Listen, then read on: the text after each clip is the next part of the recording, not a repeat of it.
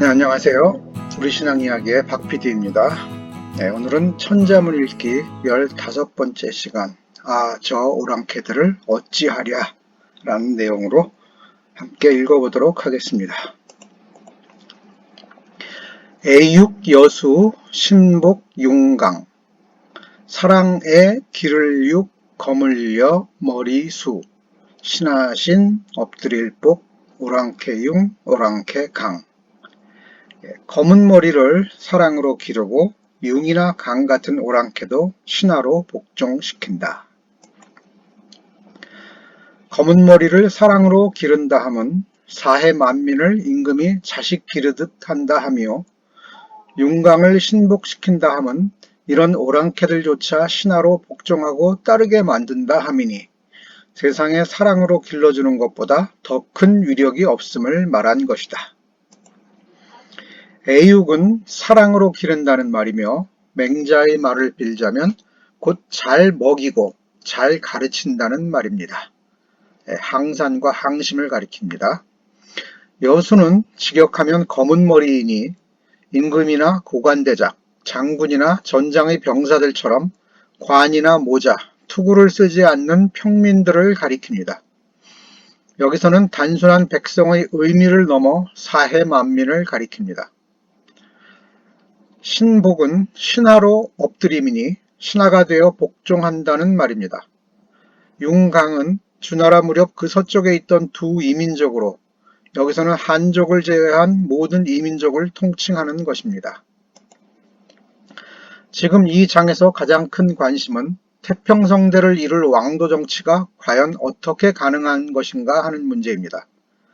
맹자의 말을 따라 경제의 평등과 보편적 교육 혜택의 문제를 우선 뽑았는데, 평등경제의 시전으로 백성들이 먹고 사는 문제를 해결하고 보편적 교육을 통해 국민들의 정신적, 지적 성숙을 꾀해야 진정한 이상적 정치체제로서의 왕도 정치가 가능해진다는 말입니다. 그러나 태평성대는 완벽한 내치만으로 이루어지지 않고 중국의 입장에서 큰 골칫거리는 오랑캐들이었다는 것입니다. 주나라가 멸망시킨 상나라 또한 동이족의 나라였고, 주나라를 괴롭힌 오랑캐가 바로 융이었습니다. 융에게 쫓겨 수도를 호경에서 나급으로 천도하게 되는데, 천도 이전의 나라를 서주, 천도 이후의 나라를 동주라고 부릅니다. 이 동주의 시기가 바로 춘추 전국시대의 혼란기였습니다. 하상조의 3대, 그 중에서도 특히 주나라의 계승자임을 자처하고자 했던 중원의 한족 국가들은 이런 주나라, 이 역사에 대해 매우 곤란한 입장에 처할 수밖에 없었습니다. 이 혼란한 시기를 마감하며 최초의 통일국가를 세운 진나라가 없지는 않았지만, 정통 유학자들이 보기에 전쟁과 엄격한 법을 통치 기반으로 한 나라는 결코 모범이 될 수 없는 국가였기 때문입니다. 물론 진나라가 한족의 나라가 아니었기 때문인 것도 중요한 이유입니다. 패권 국가로서의 진나라 또한 30년 겨우 이어지다가 망하게 되어 더욱 그 정통성의 기원으로 삼기에 부족했던 것으로 여겨집니다. 향후 이 오랑캐에 대한 문제를 어떻게 다룰 것인가에 대해 연구하게 되는데, 주나라의 멸망의 원인을 융으로 볼 것이 아니라 주나라 내부의 문제로 보려고 하는 부류와 사방의 오랑캐를 어떻게 다스릴 것이냐 하는 정치적이고 외교적인 토론으로 표출되었습니다.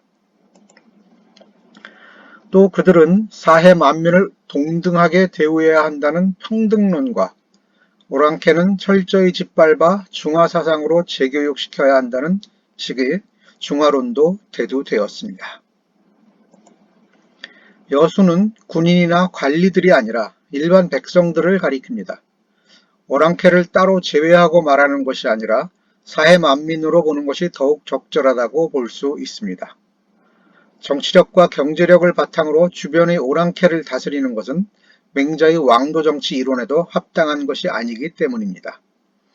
모든 사해 만민을 사랑으로 길러야 융이나 강과 같은 오랑캐들이 신하가 되어 복종케 된다는 말이 신복융강입니다. 진나라의 뒤를 이어 한나라가 약 400년을 이어가고 그 뒤를 이어 위초고의 삼국시대를 지나 위진남북조의 혼란기를 거친 후 수나라로 통일되었습니다. 수나라 이전의 혼란 시기에 5호 16국 중 5호의 하나가 바로 강족이었습니다. 이들은 혼란을 틈타 중원으로 침입했으며 중원에 후진이라는 왕조를 세웠습니다. 역시 중원 입장에서 보면 서쪽에 근거지를 둔 오랑캐입니다. 태평성대를 이룬 왕도 정치의 실제 모델로 주나라를 들고 싶었다고 봐야 하는데 중국 역사에서 찾기가 쉽지 않았던 것으로 보입니다. 주나라 무왕이 상나라 주를 무력으로 제압하자 다른 나라들이 신하가 되어 복종하였다고 합니다. 그중 정후라는 자가 다스리던 정나라만이 굴복하지 않았는데 이를 지회와 꾀로 굴복시킨 사람이 바로 강태공이었다고 합니다. 무왕의 아버지인 문왕은 애육 여수를 실제로 실천한 성군이었다고 합니다. 그는 입을 게 없는 사람을 보면 비단 옷을 벗어주고 먹을 게 없는 사람을 보면 창고를 열어 곡식을 내어주었다고 합니다. 이로 말미암아 사람들이 몰려들어 살림도 넉넉해졌고 행인들은 서로 길을 양보하고 농부들은 서로 밭두둑의 경계를 양보할 정도가 되었다고 합니다. 이를 표현한 말이 바로 애육여수와 신복융강이라고 볼 수 있겠습니다. 서양 애들이나 중국이나 마찬가지인 것은 아리안 또는 흰둥이들이 특권을 갖는 것이 선진 문명인 것처럼 말하듯이 한족만을 중심으로 하는 것이 왕도 정치라고 선전한다는 것입니다.